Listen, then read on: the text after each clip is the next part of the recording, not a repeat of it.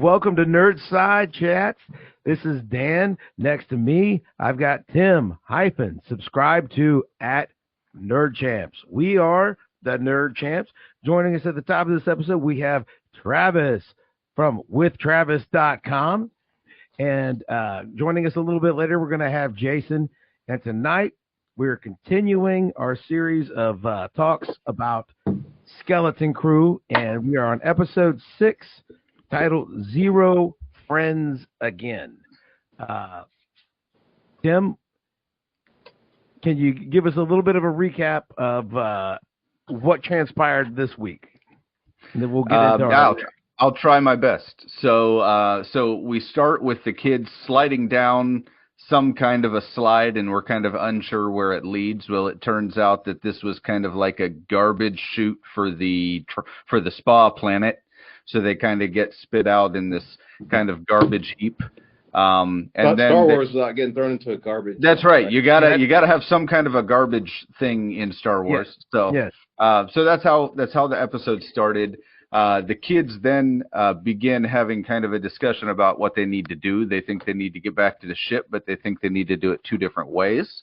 Wim and KB believe that they need to follow these little trash crab creatures that have kind of befriended them, that they think are just adorable and would never do them any wrong.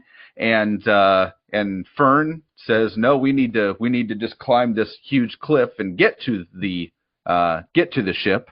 And Neil very reluctantly goes with her, but does not really want to do that, as we all know that Neil is not that kind of an individual. But then basically it kind of cuts away from there, and it starts with Jude Law popping up through the sewer, it looks like, and he is immediately confronted by Urkel the space pirate. And Urkel the space pirate says, I'm going to take you to the Captain Wolfman. And Jude Law says, well, there's a whole bunch of treasure down here, and if you listen, even more, okay, but they've all been taken by him and his promises of treasure so many times that they just take him to the captain anyway. So then we find out that as that's transpiring, we see the X-wings kind of chasing other pirate ships, okay? And at this point is when the kids look up and the kids figure out that the X-wings are the good guys. They did not know this because they were with Jude Law, who kind of told them to shoot at the X-wings before, So anyway, so they figure out that the X-wings are the good guys. And then, then basically it cuts back to, I think it cuts back at that point to KB and Wim, and she has some kind of a corroded fuse. She was not acting herself, she was not acting herself. She was very defiant to Fern, which Fern was not used to. And so basically she just kind of shuts down, and she says that he needs to fix this fuse that's corroded or something. Yeah. And they had to make a whole new one using some spare parts, and she showed him how to do it, and he did it, and they had to pull out the back of her head and put it in, which was actually pretty cool. And once that was in, she was back to herself. So that was cool. Then they kind of continued, and they were taken by these little trash crabs to a really, really big trash crab, because the little trash crabs were gathering food for the big trash crab. So, anyway, so basically at this point, then Fern has made it up with Neil to the ship, and she was taking off, and it was all chaotic and hectic and everything. And she was steering it from the top somehow, whatever. Anyway, and then the trash collector thing. Yeah, that's what she was doing. Jump onto the ship. Yeah, and so anyway, so then they get the other kids, but the trash crab throws a big piece of trash at them, and the ship goes down, and it goes like into this compactor thing, right? They get in there and they try to start it, but this compactor has it like grabbed, the arms of it have it grabbed, and basically and before all this, Jude Law was on trial, and he kind of convinced all of them that he knew where Atten was, and so that's kind of in the background. But the kids ultimately get the ship started, and they get it away from the trash compactor, and they're off, and that was the end of the episode. So, did I miss anything? Is that about it? I think you covered. I mean, they had to use the do not push button. Yes. Oh, they did have to use the do not push button in order to get it away from the trash compactor. That is correct. Yeah, the emergency hull demolition button. Yeah. And then there was a sleeker ship inside that false hull. Yeah. Yeah. So, reactions. We start with our guest. So, Travis, what were your feelings this week? I thought the show continued to be good. I felt like this was a slight side quest for the kids. If you've got a movie or a TV show with kids, you've always got to have some kind of tension, and there's been tension between them, but we got the split up this time, and so the two kids go off on their own. Wim finally gets something to do, and there were some good character development moments. KB, just the one line with, she's treated me different since the accident. We don't know what happened, but just that one line was perfect. Just to, something happened. That's why she's like cyborg. That's why she's got the mechanical stuff. So I thought there was some good character development in this, even though it kind of felt a little bit slower maybe, and it was kind of a side quest for our different groups. I did like that the big octopus from the one episode, big octopus-looking creature that we thought was going to be bad, but then he ends up being friends and helping them out. They didn't do that with the giant crab this time. He actually, I think, wanted to eat them. That was good. Throw us a curveball there. The crab didn't become their friend. So I thought it was a good episode. Maybe not quite as good as some of the past ones. The last one was great, but this one was good too. Jason, you texted that you had thoughts. I have thoughts. First of all, you know who directed this episode, right? Yeah, Bryce Dallas Howard. Yeah, I did see that. Yep. Yeah. So there was some kind of like callbacks to the Grinch, which supposedly every one of her episodes of Star Wars she directs, she harkens back to another of her dad's movies, which I think is kind of cool. I have one big complaint. It's my fault for not skipping it, but man, I wish the first thing that they didn't show on the previous was them being told not to push the button. Yeah. It's like, really? Yeah. I guess that button's getting pushed today. Yeah, you kind of know. It's like Looney Tunes. Someone's going to push the button. Yeah, exactly. Yeah, when they put it in the recap, it's this episode. The button. I would have liked to have been surprised by that. I thought this is the best character development episode of the series. The KV stuff is fantastic. I don't know if you guys know, my favorite character in the entire show is KB. So that was really, really good, and I like the crab monster. Yeah, the crab monster was cool. I got a feeling like when the crab monster got enraged after they got away, some of the movement was a little jerky, which I think the crab monster might have been stop motion, which is awesome. Because after I saw the jerky movement, I was like, oh, you know what? This crab monster doesn't look like a Pixar cartoon. So I'm like, oh, it doesn't look like a cartoon because it probably isn't a cartoon. It might be actual stop motion. I don't know. The compositing was really good if it is, because it blended in the scene well, but I feel like it didn't have that ultra smooth, cartoonish CG sheen. It felt like it was in the scene. Now, I might be totally wrong, and it might be CG, but if it was CG, it's better than average Disney Plus CG, I would have to say. What did you think, Tim? Yeah. I thought, well, first of all, let me just kind of continue with what you were saying. I think it was CG, but I think that, as we've mentioned before by Jason down here, Bryce Dallas Howard is an excellent director, and she has done a very good job on everything that she's been in charge of. I think she did a couple episodes of Ahsoka as well, and I think that she's done quite a few in The Mandalorian. But one of the things that I really like about her directing is that she knows how to place the camera very well, and that's kind of what we saw with that crab monster. The reason it didn't look so fake is because the angles that she took and the places of where the camera was and the part of the monster that you saw where it's part of the monster but not all the monster, that's very Spielberg-esque. It's one of the things that worked really well in Jurassic Park and made it so seamless so that you couldn't tell what was a prosthetic and what was CG. And that's exactly what she did in this episode. She also did it very well with the spaceships in this episode, which has not been done in this series very well up to this point. So I think that, major kudos go to Bryce Dallas Howard just because she knows how to place a camera. Great job. The other thing that I really did like, I love that they kept the high adventure, and I love that they're keeping the classic pirate story. Okay, this is just a classic pirate story.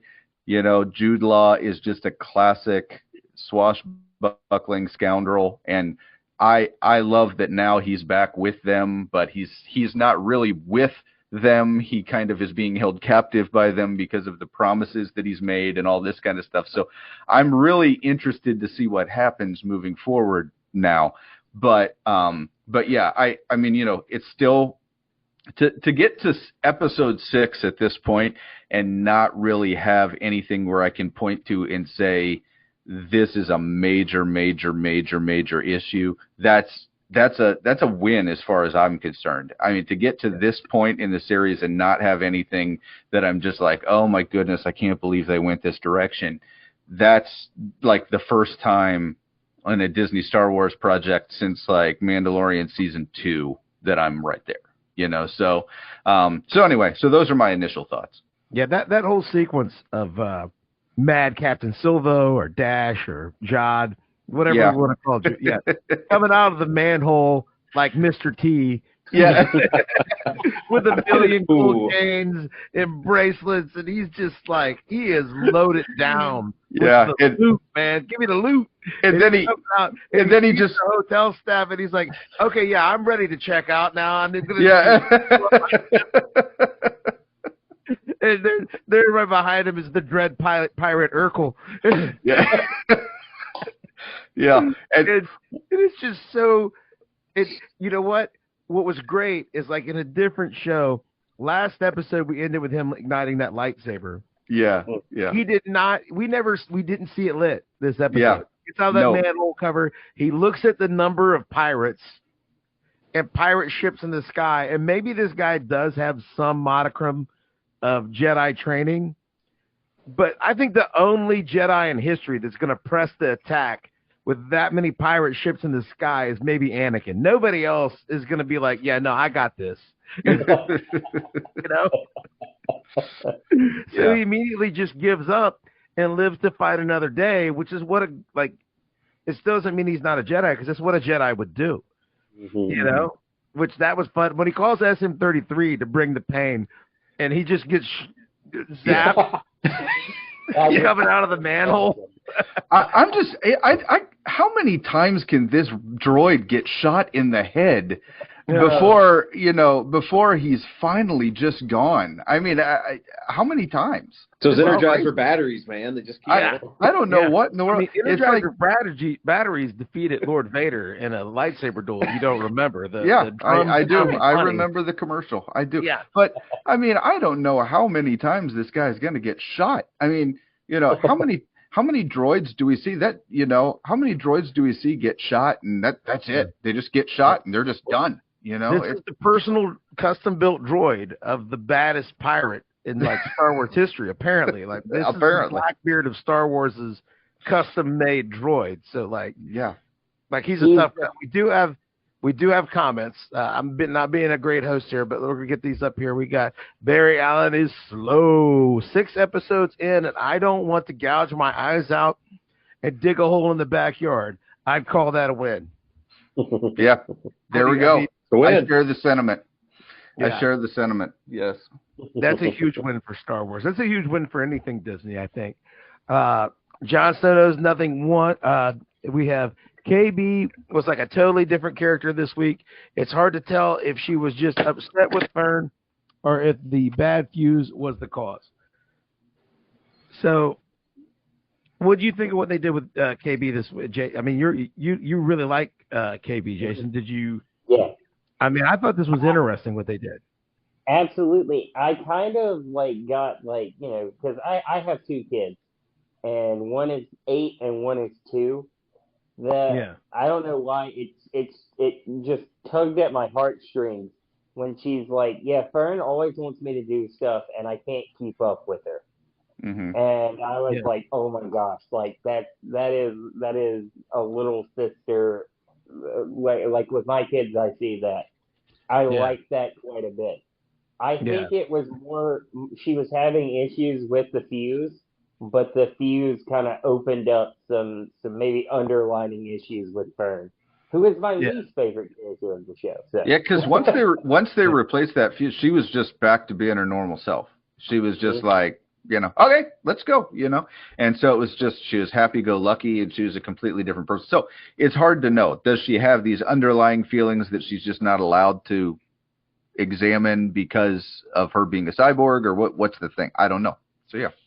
uh, I you could tell she's very quiet and reserved, and you tell Fern is not. Fern is just out Hmm. and over. And even in the first episode, Fern is definitely the leader of their little two-person gang. Like she Yeah, dictates what the for sure. adventure is going to be. Even when she's like, "Why do we?" I remember Fern was all set to have this big race with that guy, and that's why Hmm. they're in the middle of the forest trying to dig up the Jedi Temple, as one called it, to get the what was a power coupling for their Hmm. bike. And KB was like, "Why do we need to have this race? Like is this Yeah, even important?" yeah. And Fern was like, "Of course it is. Then what else are we gonna do?" So maybe KB feels a little overruled, and from what I was, this episode really played with to people that were handicapped. Like Hmm. handicapped people really related to KB in this Hmm. episode. Like, this is like a medical aid, and she's had an accident, and uh, like when she tells Wynn, like she treats me like I don't have any, like I'm not different, like I don't have limitations. And he's like, "Well, isn't that great?" She's like, "Well, not really, because I do." She's like, when you ignore it, then it just kind of, Hmm. and I feel like the idea is that, she was afraid to go uh, where all that steam was to the spa an episode ago because she was afraid of corrosion, and she Hmm. did get corrosion, and like that could have killed her. Hmm. But they're all just like, "Oh no, you'll be fine." And just like Fern's like, "No, you can climb the side of this cliff." And obviously she couldn't. She couldn't even follow the crabs, to the junk pile, you know. And she just felt like she couldn't tell her that. So that was just pretty strong development. Uh, Hmm. yeah. So I mean, maybe we I just got have the real her. This was more of a spotlight than we've had for her. Yeah. Yeah. What did you think, Travis? Did you think we? I think it was a good balance with KB, and especially like you were saying with the fact that she does have this handicap, and she can do things, but then there are some things that she can't do, and she can't be in these certain situations. So I think that really spoke well of the writers and handling that situation. I think they did it very well. And Yeah. and like Tim said, and once she's fixed, she's fine, and she's jumping on the back of these things that are carrying the ship, and she's doing all the things, and she's making sure the parts of the ship work that need to work. So, uh, you know, I feel like when they shipped this early on, we saw a lot of Wim and Fern, and it's really like it's the other two kids that are really standing out, Neil and KB. I really think Hmm. are really standout characters as far as the kids go. Yeah. Uh, William is still. I mean, he's had some spotlights. He's grown. He actually sure. became afraid, but he's still just like he. Apparently, maybe he'll get his shining moment. Let's hope so. Yeah. The trash grab thing was just it was just a classic example, of Yeah. of someone that is just so naive and just so like, oh, let's follow these cute little creatures. Follow the talking crap. What are they going to do to us? You know what I mean? And Yeah. and it's just like at some point, at some point, Wim just has to realize you can't just trust everybody that you think you can trust. And that's, it's kind of weird because, so far he's made all of the wrong decisions when it comes to that stuff so far. I hope we get a really big payoff of some kind of development with him at the end. Yeah, if it wasn't for... When the crab tries to eat him, he is like, why can't I ever pick out who the good guy is? Yeah, it's like he expected it to be like Mr. Norwal at Buddy the Elf, hope you find your dad, buddy. Yeah, hope you find your way back to Ad-At, and that's what he expected from the big crab, and it's just like, no, that's not, not everybody is going to be nice, So there we go. Barry Alonso, I for one thought the giant crash cab was hilarious. Although CGI was used a lot more this episode, it didn't feel as bad as in previous episodes. Yeah, the effects here felt better than in some of the other ones. For real. Yeah, they very much did. Mm-hmm. Yeah, the spaceships have been my biggest complaint in Disney Star Wars since like the Obi-Wan series. They just look like PlayStation 2 graphics most of the time. And so I'm really glad to see spaceships that don't look like that. They didn't look that bad this episode. They were still clearly CG, but they were used better with angles and camera shots and the panning and all that kind of stuff. It worked out a lot better. So now, it goes back to director.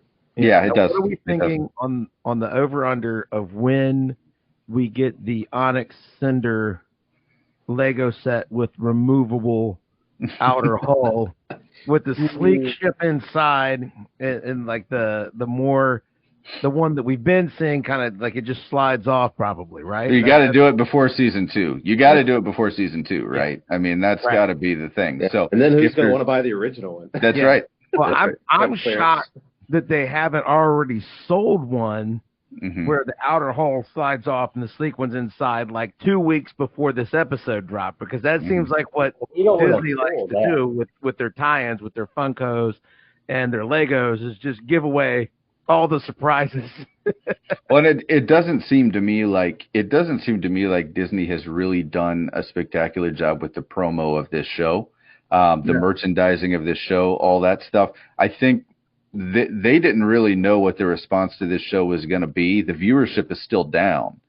So I think the merchandising doesn't have a huge demand right now. I think once they let this sit on the shelf for a couple years, they're going to see that the merchandising is going to be something that's going to pick up. So now the problem with that is you did a series based on kids. If you wait a couple years, they're not going to be kids. So that's the problem. So we'll just have to see if that's what they decide to do. What's that? What were you saying, Jason? We can de-age them. Yeah, we can de-age them. I mean, this is Disney, right? So I mean, speaking of the Lego set, they did really bad with it because they released that Lego set like back in October or September, like way back when, and it was coming out on shelves, and people were like, "What is this?" Yeah, exactly. What am I looking at? That was not. I mean, I think there was maybe one trailer that was really released, and that was about it. And then they shot the Lego set out there. They really didn't do much with the merchandising or the promo. I mean, the Funko Pops, but that was about it. I mean, so yeah, it's hard to expect that they are going to do much right now. But I think when they're trying to build up to season 2, that's when we're going to see all the merchandising hit. But stuff Neils. Yep. That's already happening. I'll guarantee at Galaxy's Edge right now, I will eat my shoe if they don't have them for sale already at Galaxy's Edge. Oh, good times. All right, we got one more comment. We got, what's that? Were you going to say something, Jason? When do we think Jude Law's turning face? Like, he's going to come around, right? We all agree with that? Yeah. Yeah, perfect timing with this comment. It looks like. Hold on. So we got this show was stuck with the High Adventure storyline. I'm here for it. It feels like the only inevitable thing left to happen is Jude Law's heart growing 3 sizes and giving the kids, saving the kids at the end. So there we go. We've got another Grinch reference. He'll save Black Day.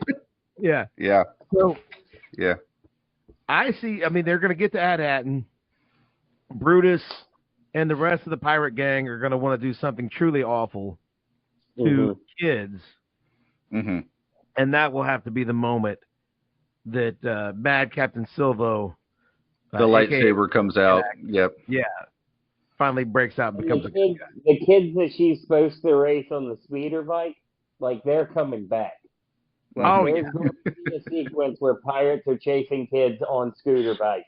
Mark my words. Maybe they'll go across the moon. It's going to be real close to that. It just needs some Back to the Future music behind it to make it really work well. Oh, The man. chase scene. Just get it all. Get all the So I nostalgia. know me and Dan talked about it. Who do y'all think the supervisor is? Oh, yeah. The Yeah, I heard you guys talk about that last week. So yeah, I think I think we are going to go completely TOS. I agree with Dan completely on that. I think they're going to go completely TOS. It's a robot running everything. You know, and this is a trope that's been brought up a lot since then. Futurama did a thing on it as well, and there's a lot that's been done on that since. I think that's what we're going to find out. We're going to find out there's some super intelligent droid somewhere, and that's who the supervisor is. So yeah. Now, I wondered if it isn't the pirate from the from the treasure. Oh, the one that crashed. You couldn't see his face in the hologram. So I'm like, Yeah. why are they keeping that a secret from us? Yeah. Is he going to come back and he's been the supervisor all along? I don't know. Yeah. Yeah. Robots. I've seen that Robots mentioned make sense though. there has to be a payoff since it was a degraded recording and they didn't let us see him. Yeah. There has to be a payoff of some. Either we already know who he is. We've seen this character before. Yeah. Let's just hope it's not Yoda that shows up at the very end. Yeah. Jar Jar Binks. Yeah. Yoda's there running everything, and he's been the one. I shouldn't even make jokes credit. about that show. Coyote Mundi. It was Coyote Mundi, right? He's Yeah. a bajillion years old, and it doesn't matter. You know, he fits in every timeline, right? Yeah. Jar Jar. The Eternal. Yeah. Now I Yeah, have seen people wonder about, and I could fill this in and hand wave it in any way, but some people are wondering, like, what's the obsession with Old Republic credits? Why do they hold such high intrinsic value? That's a Especially since question. We're two intergalactic governments later now. Mm-hmm.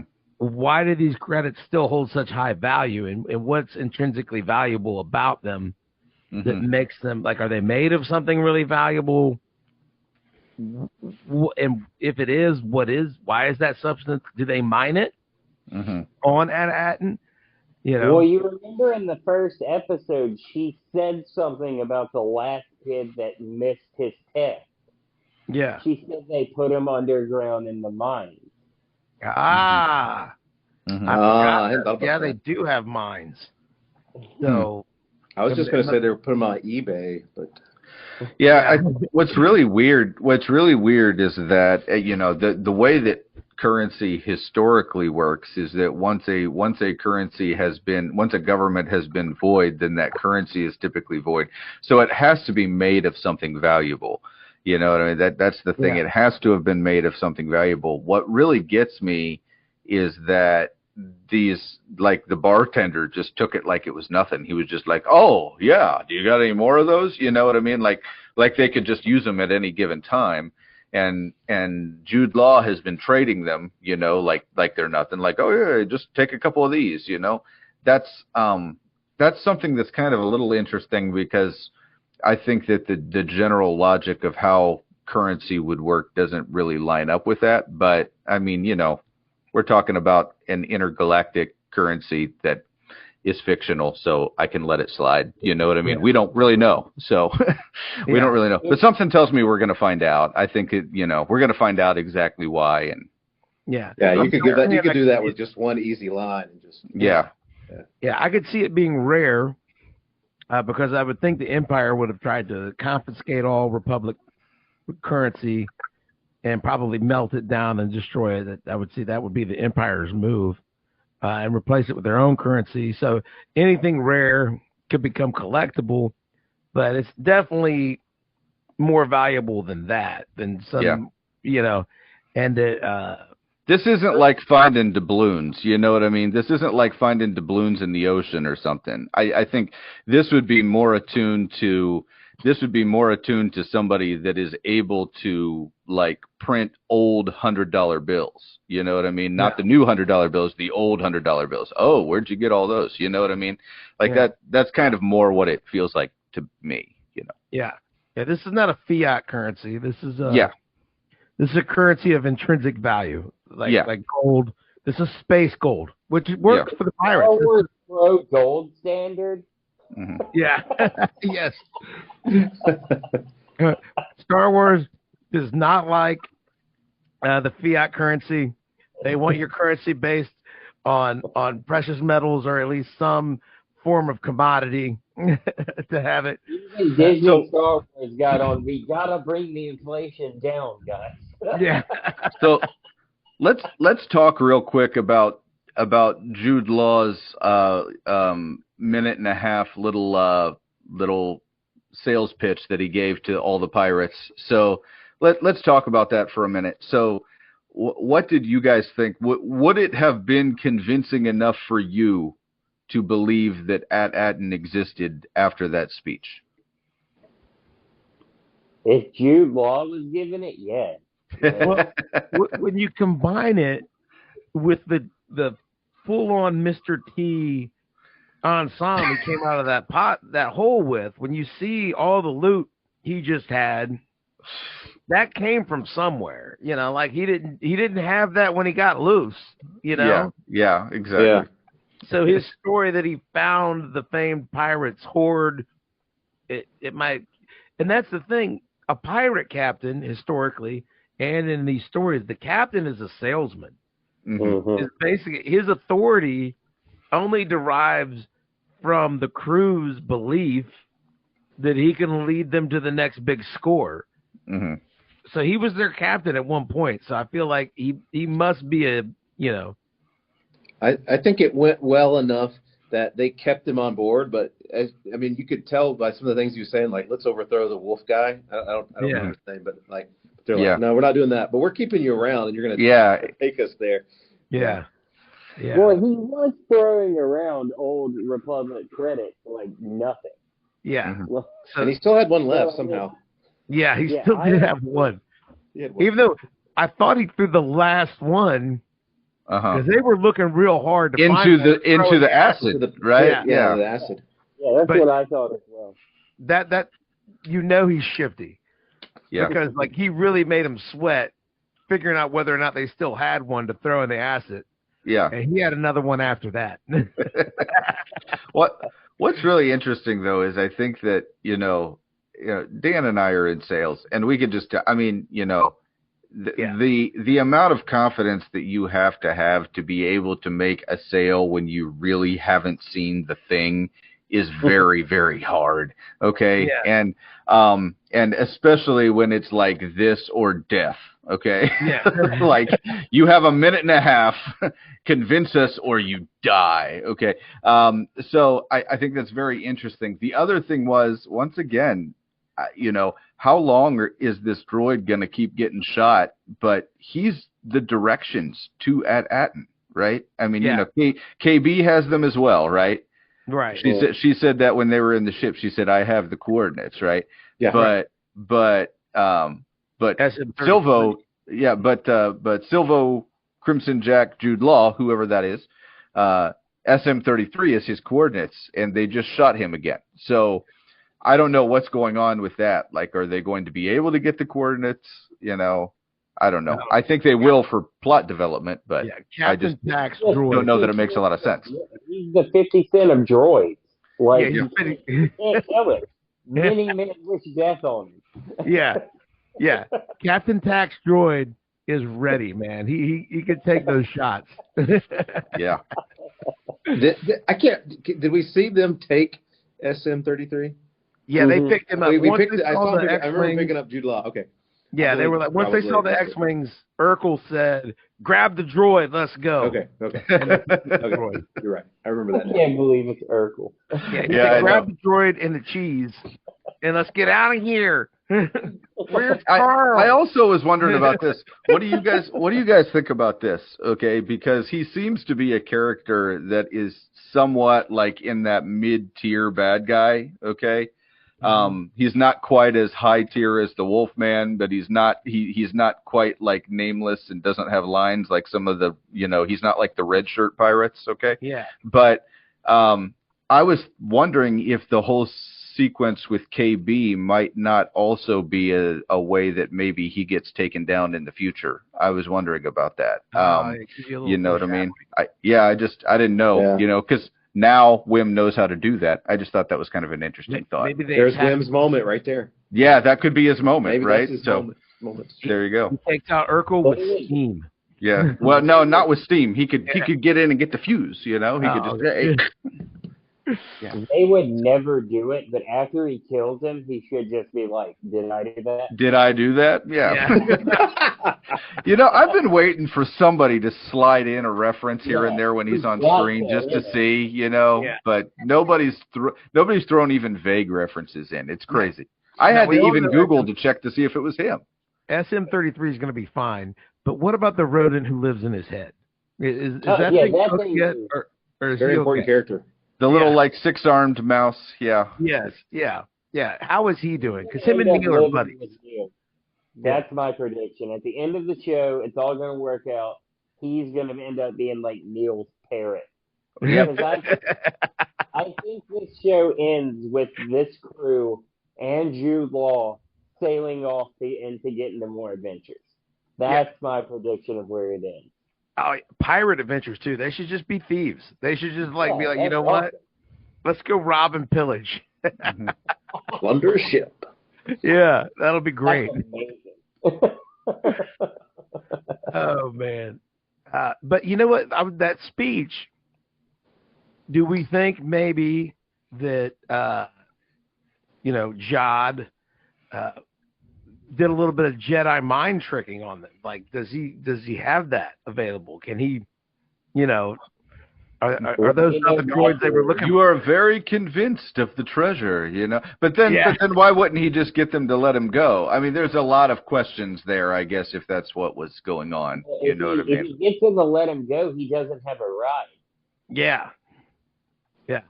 I mean, if they get to At-Atten and it's real, and he led him there, then he makes another push to overthrow Brutus, the Wolfman, So, and maybe he gets it because, now he's finally delivered, and he gets his Cobra Commander helmet back, which is like, that's right. That episode 1, man, that thing with like the Cobra Commander with the pirate hat on top, that was great. Awesome. Yeah. Whether he used some mind tricks, he definitely had some psychology going on there. I mean, he was appealing to some of those pirates by things that had happened. When's the last time you've eaten? I mean, know. When he started out that way, I was like, where is he going with it? I was like, oh, okay. Yeah. Brutus is Destro. Destro can take over Cobra sometimes, but eventually they always wind back up with Cobra Commander. That's what's going on here. They're going to give him a little spaceship. What's that? Starscream. Yeah. Urkel's character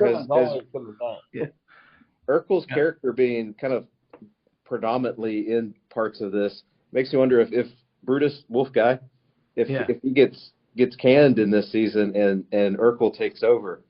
If Jude Law doesn't take back over this crew, No, did we miss anything else that happened this week, or any key moments that we think? The trash compactor scene was one that I thought was like, it was very much a unifying thing after the group had already been torn apart. So I thought that was kind of very good. It was very Toy Story 3. It was very like, we're going to go into the incinerator if we don't all work together. It was right here, it was Finding Nemo. Everybody swim to the bottom of the net. I mean, it was everybody working their absolute best. Neil, I don't know how to fly the plane, and KB was like, yes, you can, and so it was very much rah, let's get this done. We can do this together kind of thing. I think that was kind of a very good way to end the episode, with them being successful with teamwork after it started with them splitting apart. So anyway, I think it was on message that the thing that Wim found to do actually didn't help at all. Yeah. Get in the guns. Get in the guns for no reason whatsoever. I mean, he shot the thing, and he kept shooting it, and he's like, this isn't having any effect at all. At least he hit it. I mean, stormtroopers, they never hit anything. Yeah. Yeah. He hit the Got target. better aim than stormtroopers. He hit it, but it had no effect at all. You're right. That just That poor guy's going to get his price got shutting. 2 episodes left, right? Yep. yeah. Just And we're at the end. next week, do we arrive at? I mean, we have to get that at next week, right?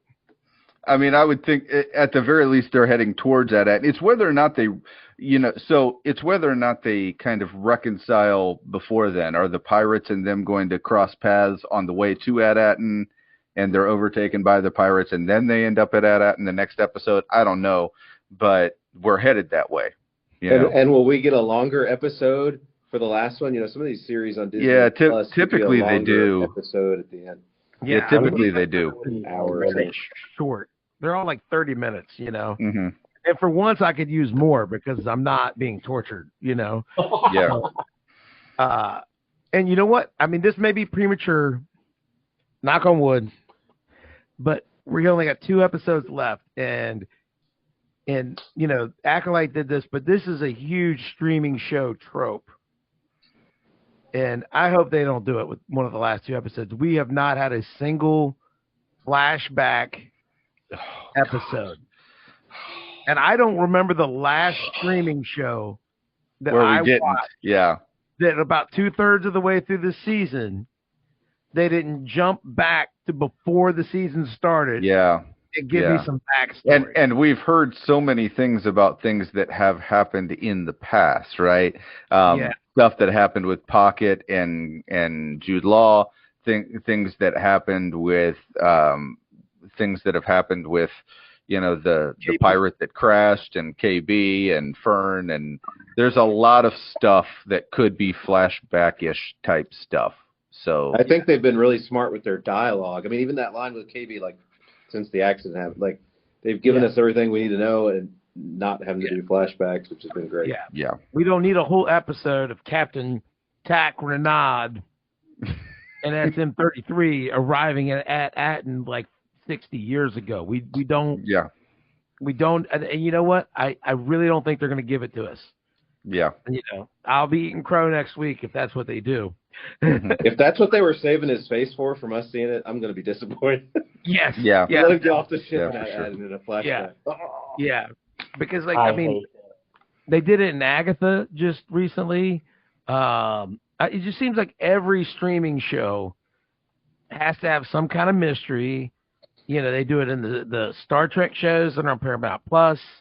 It's just it's a trope for streaming shows. You make it about 6, 7, episode 7 or 8, sometimes 5.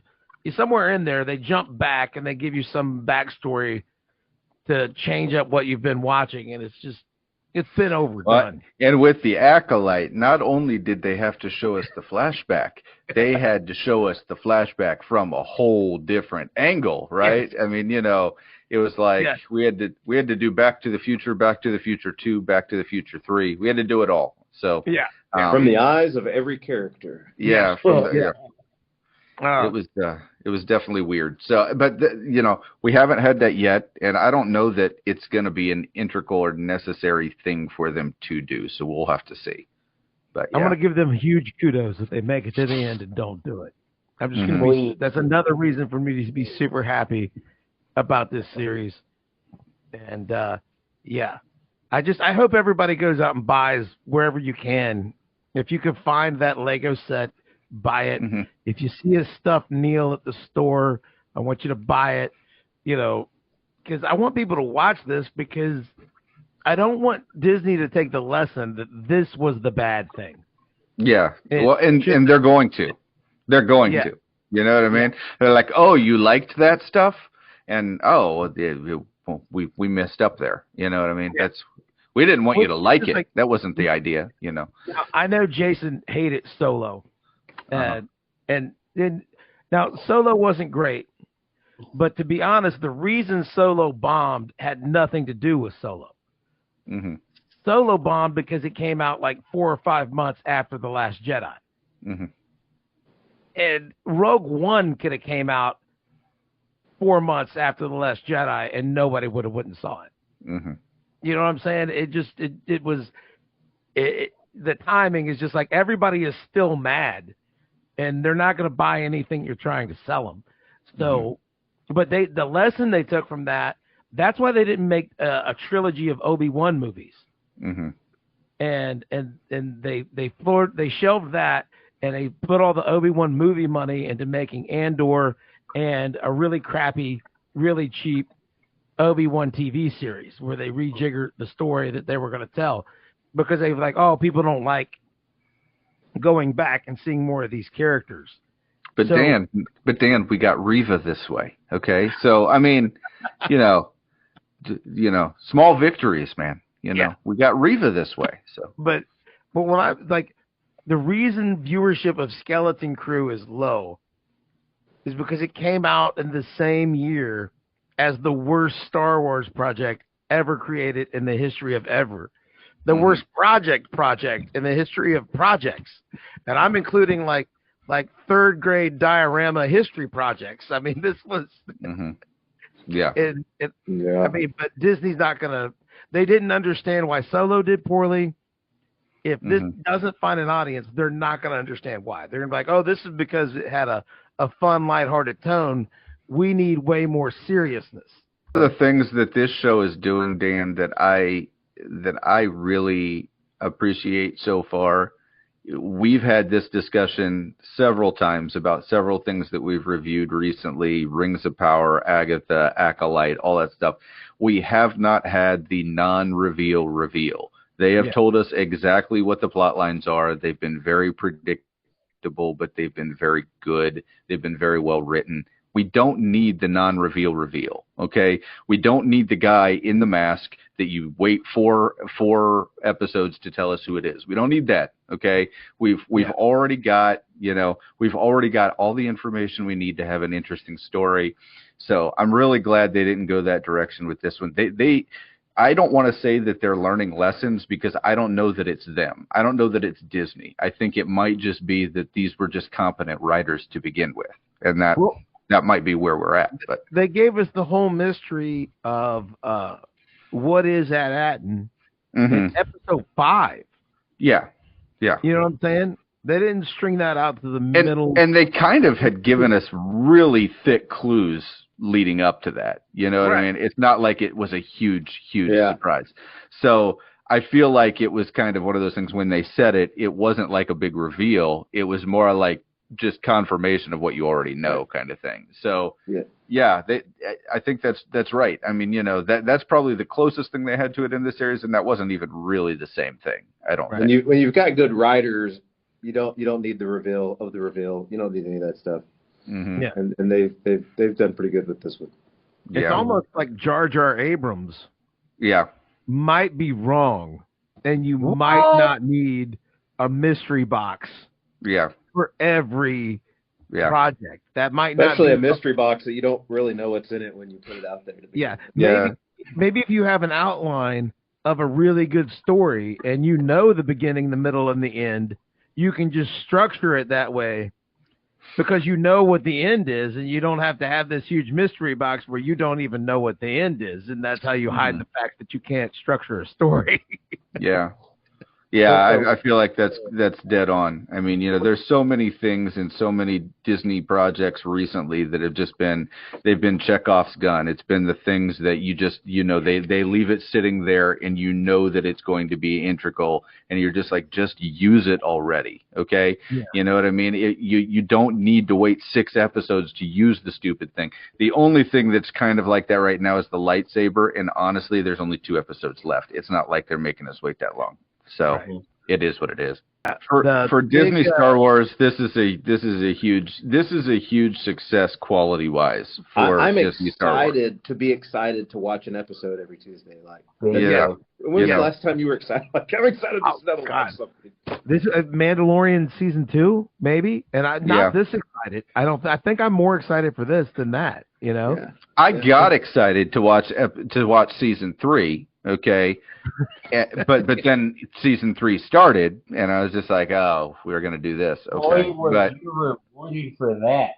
Yeah. Yeah, I was getting excited because it's like, oh, it's the Mandalorian again, but no.